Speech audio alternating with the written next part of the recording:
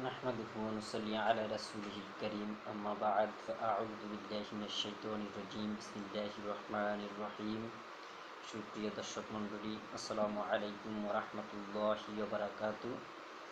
আল্লাহর কতিপয় নির্দেশনের মধ্যে আজকে আপনাদের সম্মুখে 10টি নির্দেশন সম্পর্কে আলোচনা করা হবে। আপনারা আশা করি সেসব নিজেদের হৃদয়ে স্থান করে নেবেন এবং আল্লাহর মহাগ্রন্থ পবিত্র আল কোরআন সম্পর্কে জ্ঞান রাখবেন। এই পর্যায়ে আজকে আমাদের পঞ্চম পর্বের আলোচনা 10টি নিদর্শন সম্পর্কে আলোচনা করা হবে। আশা করি আপনাদের জীবনে অনেক উপকারে আসবে, আপনারা আপনাদের জীবনে সেগুলা গ্রহণ করবেন। এর মধ্যে আজকে আমাদের 41তম নিদর্শন হচ্ছে যুদ্ধের শিষ্টাচার মেনে চলুন। এটা 2 নং সূরার 190 নং আয়াতে আল্লাহ তাআলা বলছে যে তোমরা যুদ্ধের শিষ্টাচার মেনে চলো। এখন যুদ্ধে ইসলামের প্রথম যুদ্ধ হয়েছিল 424 খ্রিস্টাব্দে বদরের যুদ্ধ সংঘটিত হয়। এই যুদ্ধে বিভিন্ন সাহাবীরা যুদ্ধে অংশগ্রহণ করতেন। বদরের যুদ্ধে 313 জন সহ, উহুদের যুদ্ধে 1000 জন, এভাবে পর্যায়ক্রমে যুদ্ধে অংশগ্রহণ করতে থাকে মানুষ। এবং যুদ্ধ হচ্ছে একটা শান্তির একটা প্রতীক, যে যুদ্ধের পরে যারা জয়লাভ করবে তারা সেখানে রাষ্ট্র গঠন করবে এবং শান্তি প্রতিষ্ঠা করবে। বর্তমানে যুদ্ধ নাই বললেই চলে। এগুলো আসলে যুদ্ধ নয়, এগুলো অশান্তি সৃষ্টি করা। কিন্তু যারা প্রকৃত বীর তারা সরাসরি মোকাবেলা করে, গোপনে কোনো চক্রান্ত করে না। বর্তমানে সরাসরি মোকাবেলা নাই বললেই চলে, বরং গোপনে মানুষের ক্ষতি করা হয়। গোপনে তারা ক্ষতি করে যাদের ভিতরে সাহস নেই। এই জন্য আল্লাহ তাআলা পবিত্র কোরআনের সূরা বাকারার 190 নং আয়াতে বলছে যে তোমরা যুদ্ধের শিষ্টাচার মেনে চলুন। যুদ্ধক্ষেত্র থেকে যাতে পলায়ন না করে, যুদ্ধ গেলে যুদ্ধের যে নিয়ম শৃঙ্খলা আছে সেগুলো মেনটেন করে যুদ্ধ করার জন্য বলছে। 42 নং নির্দেশনা হচ্ছে যুদ্ধেন্দেশী হবেন না, মানে যুদ্ধ আগ্রহী, যে যুদ্ধ করার মন মানসিকতা তৈরি যাতে আপনাদের না হয়। যুদ্ধ কোনো জিনিসের সুফল বয়ে আনতে পারে না। যুদ্ধ নয় শান্তি ইসলামের মূলনীতি। তো যারা এই জন্য বলছে যে আল্লাহ বলছে যে যারা ওয়াকাতিলু ফি সাবিলিল্লাহিল্লাযী ইউকাতিলুনাকুম, হে আল্লাহর রাসূল, আপনার তাদের বিরুদ্ধে যুদ্ধ করুন যারা আপনার বিরুদ্ধে যুদ্ধ করে। যারা আমাদের ইসলাম প্রতিষ্ঠা করতে গিয়ে শান্তি প্রতিষ্ঠার ব্যাঘাত হয়ে দাঁড়ায়, আমরা তাদের বিরুদ্ধে যুদ্ধ করব। আর কিন্তু অন্য টাইমে কিন্তু আমরা যুদ্ধাঙ্গদেশী মন মানসিকতা তৈরি করব না। কোনো সাধারণ মানুষের প্রতি, কোনো দেশ, কোনো জাতির প্রতি আমরা যুদ্ধ করব না। এবার 43 নং নিদর্শন হচ্ছে দিন নিয়ে বাড়াবাড়ি করবেন না। রাসূল সাল্লাল্লাহু আলাইহি ওয়াসাল্লাম বলছে এ ব্যাপারে অনেক, আল্লাহ তাআলা বলছে যে তোমরা ধর্ম নিয়ে কখনো বাড়াবাড়ি করবে না। এটা সূরা বাকারার 256 নং আয়াতে আল্লাহ তাআলা বলছে যে তোমরা দিন নিয়ে, ধর্ম নিয়ে বাড়াবাড়ি করবে না। এছাড়া তিনি বলছেন যে সূরা মাউন বলছে লাকুম দীনুকুম ওয়ালিয়া দিন, তোমাদের ধর্ম তোমাদের জন্য, আমাদের ধর্ম আমাদের জন্য, লাকুম দীনুকুম ওয়ালিয়া দিন। এটা এই জন্য প্রত্যেকের স্ব ধর্ম সুন্দর মতে পালন করার জন্য কোরআন এবং হাদিসে নির্দেশ দেওয়া হয়েছে যে অমুসলিমদের প্রতিও তোমরা কখনো খারাপ ব্যবহার করবে না, তাদের ধর্ম নিয়ে কটূক্তি করবে না। এটা ইসলাম আমাদেরকে শিক্ষা দেয়। 44 নং নির্দেশনা হচ্ছে সকল নবীর উপর ঈমান আনুন। সূরা বাকারার 285 নং আয়াতে আল্লাহ তাআলা বলছে যে তোমরা সকল নবীর উপর ঈমান আনুন।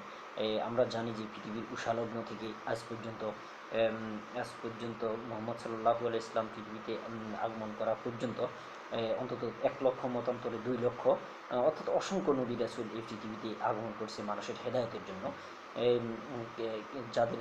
তাদের মধ্যে যাদেরকে আল্লাহ তাআলা একটা নিদর্শন দিয়েছেন, একটা কিতাব দিয়েছেন, তাদেরকে বলা হয় রাসূল। আর যাদেরকে কিতাব দেন নাই, কিতাব ছাড়া যাদেরকে নির্দেশনা দিয়েছেন, আল্লাহর পথে ডাকার জন্য মানুষকে আহ্বান করেছেন, তারা হচ্ছেন নবী। এখন এই যে এবার ছোট বড় 104খানা কিতাব দিয়ে আল্লাহ তাআলা পৃথিবীর মানুষদেরকে আল্লাহর পথে ডাকার জন্য বিভিন্ন নবী রাসূলের আগমন করেছেন।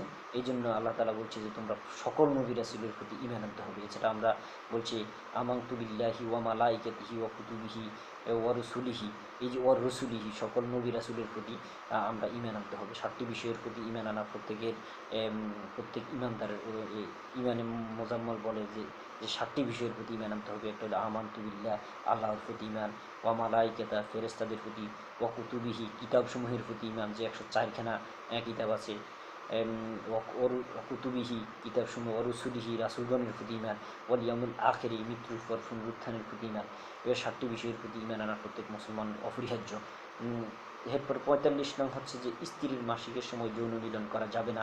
সূরা বাকারার 222 নং আয়াতে আল্লাহ তাআলা বলছে যে স্ত্রী এর সাথে সহবাস করা যাবে না যখন সে পিরিয়ড অবস্থায় থাকে কিংবা সে মাসিক অবস্থায় থাকে। যেহেতু মাসিক অবস্থায় স্ত্রীরা খুব কষ্টে থাকে, এক কষ্টের ভিতরে অন্য কষ্ট যাতে না হয়, স্ত্রীদের প্রতি, মেয়েদের প্রতি, মহিলাদের প্রতি সদয় হওয়ার জন্য আল্লাহ তাআলা বলছে যে তোমরা মাসিকের সময় তোমরা স্ত্রীদের সাথে সহবাস করবে না, কারণ তখন তোমাদের সাথে শয়তানের আশ্রয় হওয়ার সম্ভাবনা থাকবে। তোমরা ওই সময় স্ত্রীদেরকে একটু অবকাশ দাও, তারা তাদের শরীরের শক্তি সামর্থ্য ওই সময় হ্রাস পায়, যেহেতু তাদের ব্লাডিং হয়। সুতরাং তোমরা এই সব কিছু আল্লাহ তাআলা এই পবিত্র মহাগ্রন্থ আল কোরআনে এমন কোনো দিক ও বিভাগ নাই যেখানে আল্লাহ তাআলার একজন মানুষের জীবনের প্রত্যেকটা জিনিস সম্পর্কে আলোচনা করা নাই। সুতরাং স্ত্রীদের প্রতি সদয় হওয়ার জন্য আল্লাহ তাআলা অন্যত্র বলছে হুন্না লিবাসুল্লাকুম ওয়া আনতুম লিবাসুল্লাহুন্না, তারা তোমাদের পোশাক, তোমরা তাদের পোশাক। 46 নং হচ্ছে আপনার শিশুকে পূর্ণ 2 বছর দুধ পান করান।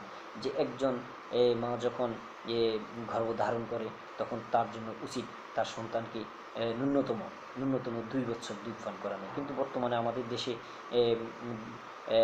বড় বড় ফ্যামিলি, শিক্ষিত নামের মানে বর্বর জাতি যারা তারা সন্তানদেরকে দুধ খাওয়াতে চায় না, নিজের বুকের দুধ না খাওয়ায় বরং তারা দেহের সৌন্দর্য নষ্ট হবে এগুলো ভেবে দুধ খাওয়াতে চায় না, অন্য ফিডার খাওয়ায় বা অন্য কোনো বর্তমানে কৃত্রিম জিনিস খাওয়ায় বড় করে, যার কারণে তাদের মেধাও দিন দিন হ্রাস পায়, মেধাবীও হয় না, মেন্টালি তাদের অটিস্টিক থাকে, যার কারণে তারা একসময় মা বাবাকে পর্যন্ত অসম্মান করতে কিন্তু মা বাবাকে হত্যা করতেও কিন্তু তারা দ্বিধাবোধ করে না। যখন আমরা জানি যে ঐশী নামের এক মেয়ে তার মা বাবাকে হত্যা করেছিল, এইসব পাশ্চাত্য সংস্কৃতি আমাদের দেশে এসে পৌঁছার কারণে, কোরআন হাদিস তারা না বোঝার কারণে আজ তাদের এই অবস্থা। এই জন্য রাসূল সাল্লাল্লাহু আলাইহি ওয়াসাল্লামের কাছে এক মহিলা এসে জিজ্ঞেস করছে যে হে রাসূল, আমি তো জেনা করছি। নবীজি মুখ ফিরিয়ে নিছে, আবার বলছে মুখ ফিরিয়ে নিছে, আবার বলছে, এরপরে বলছে যে হ্যাঁ তুমি জেনা করছো, তোমার পেটে সন্তান আসছে, যাও তুমি সন্তান প্রসব করা পর্যন্ত থাকো। এরপরে মহিলা সন্তান প্রসবের পরে আসছে যে আমি তো ওই মহিলা যে জেনা করছিলাম, আপনি আমাকে শাস্তি দিন। তো উনি বলছে না, তোমার সন্তান অফিসিয়াল হুফি আমাইন, আল্লাহ তাআলা বলছে যে একটা সন্তান তার মায়ের 2 বছর দুধ পান করানোর জন্য নির্দেশ দিছে, যে তুমি যাও সন্তানের দুধ পান 2 বছর পূর্ণ করে আসো, তারপর আসো। এরপরে ছেলের হাতে খুব শুকনো খাবার দিয়ে 2 বছর পরে আসছে। আসার পরে আল্লাহর রাসূল তাকে, ওই মহিলাকে এক বুক মাটির ভিতরে দাফন করে তাকে পাথর মেরে হত্যা করছে। সুতরাং বোঝা যাচ্ছে যে এতে বোঝা যাচ্ছে যে একজন মা অবশ্যই তার সন্তানকে নিজের বুকের দুধ 2 বছর পূর্ণ করতে হবে, 2 বছর খাওয়াতে হবে। এরপরে 47 নং নির্দেশনা হচ্ছে অননুমতি উপায়ে যৌন মিলন করবেন না, যাকে আমরা ইফটিজিং বলি। অননুমোদিত একজন মানুষের সাথে তার কোনো অনুমতি নেই, আমরা জোর করি তার সাথে যৌন চাহিদা মিটাচ্ছি, এটা আল্লাহ তাআলা 17 নং সূরার 32 নং আয়াতে বলছে যে তোমরা অননুমতি ব্যতীত কারোর সাথে যৌন মিলন করবে না, সে হোক অন্য কেউ, কিংবা স্ত্রীর সাথেও করা যাবে না। স্ত্রীর সাথেও তার মতামতের ভিত্তিতে তার সাথে যৌন মিলন করতে হবে। সুতরাং বাড়াবাড়ি করা যাবে না। 48 নং নির্দেশনা হচ্ছে যোগ্যতা অনুসারে নেতৃত্বের দায়িত্ব অর্পণ করুন। সূরা বাকারার 247 নং আয়াতে আল্লাহ তাআলা বলছে যে তোমরা যোগ্যতা অনুসারে নেতৃত্বের দায়িত্ব অর্পণ করুন। দেখেন যার যে যোগ্যতা আছে, যার যে মেধা আছে, তাকে ওই ওই কাজে ওই পদে তাকে উপবিষ্ট করতে হবে। কারণ আল্লাহ তাআলা আল্লাহ রাসূল বলছে যে এই কিয়ামতের কয়েকটি আলামতের মধ্যে একটি হচ্ছে যে যার যোগ্যতা নাই তাকে যোগ্যতা একটা এমন এক স্থানে বসে দেওয়া যে সেখানে বসার যোগ্যতা নেই। মানে অযোগ্য ব্যক্তিদেরকে একটা দেশের দায়িত্ব দেওয়া, সমাজের দায়িত্ব দেওয়া, রাষ্ট্রের দায়িত্ব দেওয়া, এটা হচ্ছে কিয়ামতের একটা আলামত। এই জন্য আল্লাহ তাআলা বলছে যে যোগ্যতা অনুসারে দায়িত্ব অর্পণ করতে, যাদের যোগ্যতা আছে তাদেরকে চেয়ারে বসাতে। সুতরাং আমাদের প্রত্যেককে আল্লাহর নির্দেশনা এবং রাসূলের হাদিসসমূহ মেনে চলতে হবে। ৪৯তম নিদর্শন হচ্ছে কোনো ব্যক্তিকে সামর্থ্যের বাহিরে বেশি বোঝা চাপিয়ে দেওয়া যাবে না। কোনো ব্যক্তিকে সামর্থ্যের বাহিরে বেশি বোঝা চাপিয়ে দেওয়া যাবে না। কারণ আমরা অনেকেই দেখছি যে এই ব্যক্তি কাজের এতটুকু পারবে তাকে এতটুকু দেওয়া হয়, কিংবা সে এতটুকু খেতে পারবে তাকে এতটুকু দেওয়া হয়। এবং বিশেষভাবে আমাদের সমাজে দেখা যায় যে যেসব মেয়েরা অন্যের গৃহে কাজ করতে যায় তাদেরকে তারা যা পারবে তার সেই অতিরিক্ত চাপিয়ে দেওয়া হয়, মারধর করা হয়। সুতরাং যারা অতিরিক্ত করবে, যারা আল্লাহর সীমা লঙ্ঘন করবে, তাদের জন্য রয়েছে জাহান্নামের সুসংবাদ বলতে এটা দুঃসংবাদের, যেটা শাস্তির গভীরতা বোঝানোর জন্য আল্লাহ তাদেরকে জাহান্নামের সুসংবাদ দিছে। তো সুতরাং আমরা অন্যকে তার সামর্থ্যের বাইরে কোনো কিছু চাপিয়ে দেব না।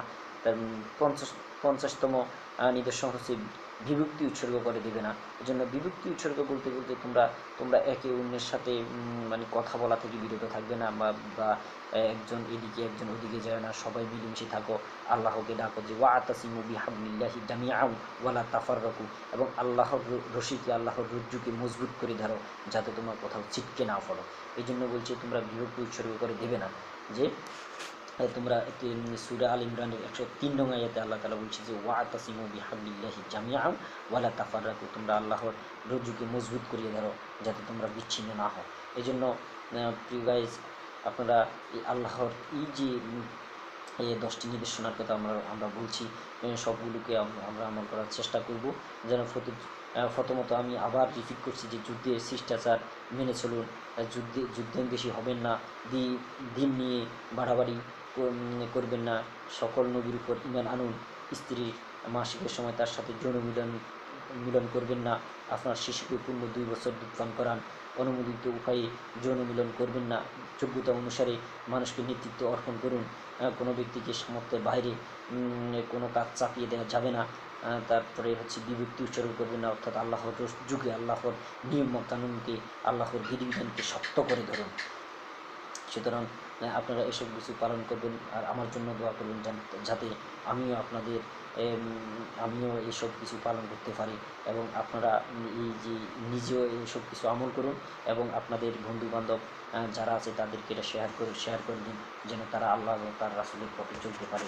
ওয়া আখিরু দাওয়ানা আলহামদুলিল্লাহি রাব্বিল আলামিন। আসসালামু আলাইকুম।